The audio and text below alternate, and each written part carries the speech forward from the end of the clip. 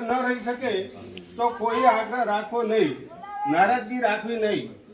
ઘણી વખત આપણા રાજકીય જે આગેવાનો હોય, આપણા ઘરે પ્રસંગ હોય ને આપણે આમંત્રણ આપીએ, હવે એમને ઘણા બધા કામ હોય, કોઈ મિટિંગો હોય, અવારનવાર જતા હોય, એટલે એના કારણે કદાચ હાજર ના રહી શકે તો આપણે કોઈએ મન દુઃખ રાખવું નહીં.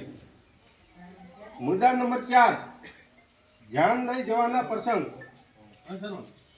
ધ્યાનમાં સનરૂફ ગાડી લઈ જવી નહીં.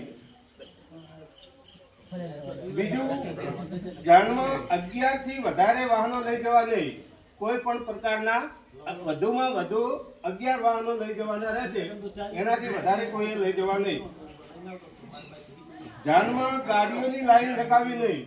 ઘણી વખત ધ્યાન લઈ જતા હોઈએ, વધારે ગાડીઓ મંગાવીને લાઈનો કરતા હોઈએ છીએ, તો એવી કોઈ લાઈનો આપણે લગાવવાની નથી. ધ્યાનમાં મહિલા અને પુરુષો મળી વધુમાં વધુ 100 વ્યક્તિઓએ જઈ શકાશે. 100 એકડો 2 મીંડા એટલે કે 100 વ્યક્તિ ધ્યાનમાં લઈ જવા, એનાથી વધારે લઈ જવા નહીં.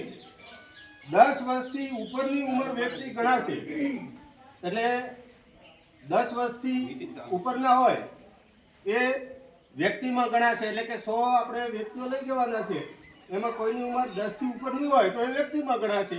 10 થી નીચે હોય તો એ બાળકના સ્વરૂપમાં એને 100 ની અંદર એની ગણતરી કરવી નહીં.